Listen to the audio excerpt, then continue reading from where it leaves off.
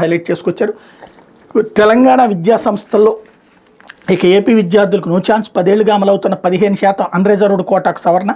తెలంగాణ విద్యా సంస్థలు convener quota సీట్లని విద్యా సంస్థ నుంచి తెలంగాణ విద్యార్థులకు దక్కనున్నాయి. గత 10 ఏళ్లుగా అమలవుతున్న 15% అన్రిజర్వ్డ్ కోటాకు రాష్ట్ర ప్రభుత్వం సవరణలు చేసింది. ఈ మేరకు ప్రభుత్వ కార్యదర్శి యోగితా రాణా గురువారం జీవో విడుదల చేశారు.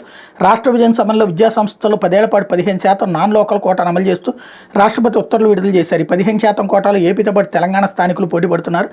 రాష్ట్ర విభజన జరిగి 2024తో 10 ఏళ్లు పూర్తయిన నేపథ్యంలో ఈ 15% కోటా గడువు ముగిసిపోయింది.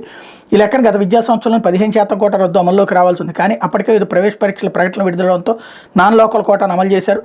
రాష్ట్ర ప్రభుత్వం ఈ అంశం మీద ఉన్నత విద్యామండలి చైర్మన్ ప్రొఫెసర్ బాలకృష్ణ రెడ్డి నేతృత్వంలో కమిటీని ఏర్పాటు చేసింది. ఆ కమిటీ ఇచ్చిన నివేదిక మేరకు తాజాగా నాన్ లోకల్ కోటాను సవరణ చేసింది. ఉమ్మడి రాష్ట్రంలో తెలంగాణకు సంబంధించిన 1974 తీసుకొచ్చిన నిబంధనలు అమల్లో ఉంటాయని జీవోలో పేర్కొంది. దాని ప్రకారం ఉస్మానియా యూనివర్సిటీ పరిధిలోని తెలంగాణ లోకల్ జోన్గా పేర్కొంటారు. రాష్ట్రంలో ప్రస్తుతం ఉన్న అన్ని యూనివర్సిటీలు కూడా ఇదే స్థానికత కిందకు వస్తాయి.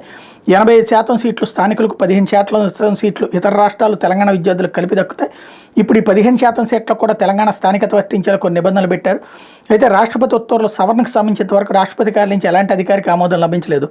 రాష్ట్ర విభజన చట్టంలోని అంశాల మేరకే తాజాగా జీవో ఇచ్చినట్టు ప్రభుత్వ వర్గాలు చెప్తున్నాయి. కానీ రాష్ట్రపతి ఆమోదం లేకుండా జీవో ఇవ్వడం సరికాదని, దీనివల్ల న్యాయపరమైన సమస్యలు ఉంటాయని నిపుణులు భావిస్తున్నారు. రాష్ట్రంలో ప్రధానంగా సాంకేతిక, ఫార్మా కోర్సులు ఏపీ విద్యార్థులు పోటీ పడుతున్నారు. నాన్ లోకల్ కోటా కింద ఈ విద్యార్థులు ఏటా దాదాపు 60,000కు పైగా కన్వీనర్ సీట్లు పొందుతున్నారు.